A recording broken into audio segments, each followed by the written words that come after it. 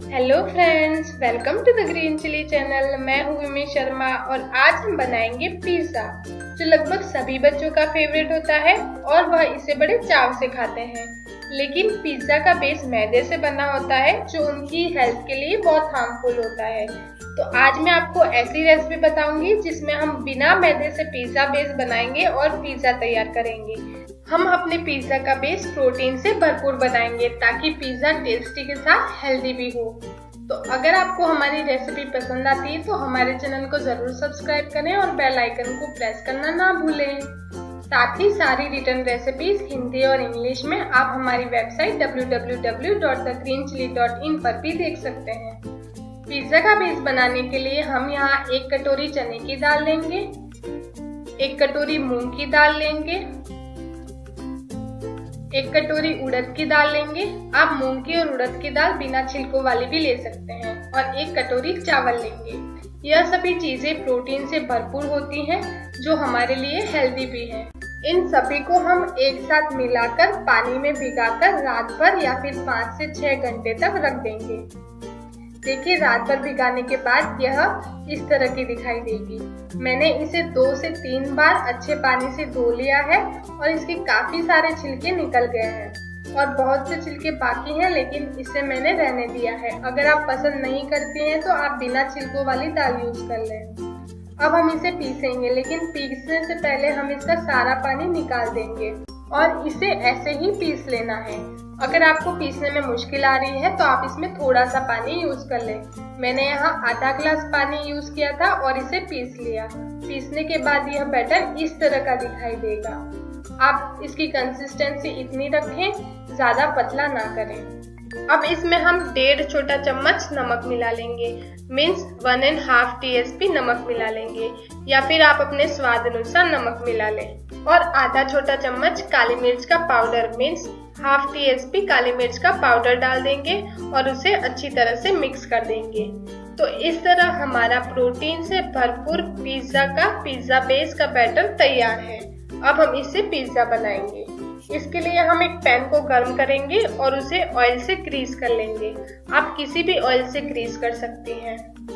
अब हमने जो बैटर तैयार किया था वो इसमें डाल देंगे। आप आपके पिज्जा के साइज के अनुसार बैटर को डाल दें, लेकिन हमें जो बेस है वो इसका ज्यादा मोटा नहीं बनाना है, उसे हमें नॉर्मल बनाना है। तो आप इसमें ज्यादा बैटर का यूज ना करें और इसे चम्मच की सहायता से आसानी से इसकी शेप को मेंटेन कर लें और उसके बाद ढक के 3 से 4 मिनट तक इसे हम पका लेंगे। हमें इसे पकाने के लिए गैस की लो को हमेशा धीमा ही रखना है। देखिए, 3 से 4 मिनट हो चुके हैं। अब हम पिज्जा के बेस को पलट लेंगे और पलटने के बाद भी हम इसे 3 से 4 मिनट तक पका लेंगे।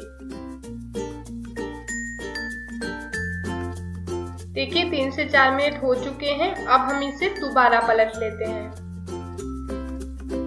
यह बस थोड़ा नीचे से डार्क हो गया है, हमें इसे इतना ही पकाना था। इसके बाद हम इसमें पिज्जा सॉस डाल देंगे। पिज्जा सॉस आपको मार्केट में आसानी से मिल जाएगा और हम इसमें पिज्जा सॉस है वो 2 से 3 चम्मच डालेंगे, ताकि हमारा पिज्जा है वो बहुत टेस्टी लगेगा और इसमें दाल का बिल्कुल भी स्वाद नहीं आएगा।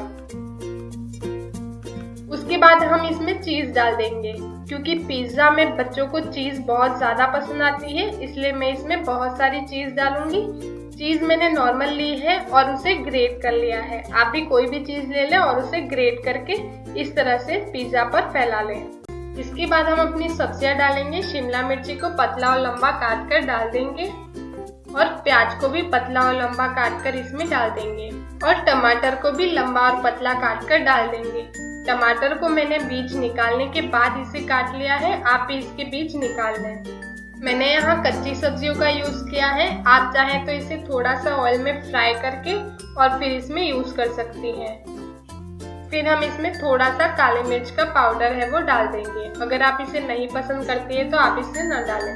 इसके बाद हम इसमें थोड़ी सी चीज और डाल देंगे ताकि यह बहुत यमी दिखेगा और टेस्ट में भी बहुत अच्छा लगेगा। इसके बाद हम इसे 3 से 4 मिनट या फिर चीज के मेल्ट होने तक और पका लेंगे। देखिए, 3 से 4 मिनट हो चुके हैं, यह पक चुका है। अब हम इसे थोड़ी सावधानी से किसी प्लेट में निकाल लेंगे। इस तरह हमारा पिज्जा तैयार है। आप इसे चाकू या फिर पिज्जा कटर से इसके पीसेस कर लें और उसके बाद अगर आप ओरेगानो पसंद करती हैं तो इसमें ओरेगानो डाल दें। ओरेगानो भी आपको मार्केट में आसानी से मिल जाएगा, लेकिन इन सभी चीजों का लिंक डिस्क्रिप्शन बॉक्स में दिया हुआ है, आप इसे यहाँ से भी खरीद सकती हैं। इस तरह बिना बेक किए और बिना मैदे से हमारा टेस्टी और हेल्दी पिज्जा रेडी हो चुका है।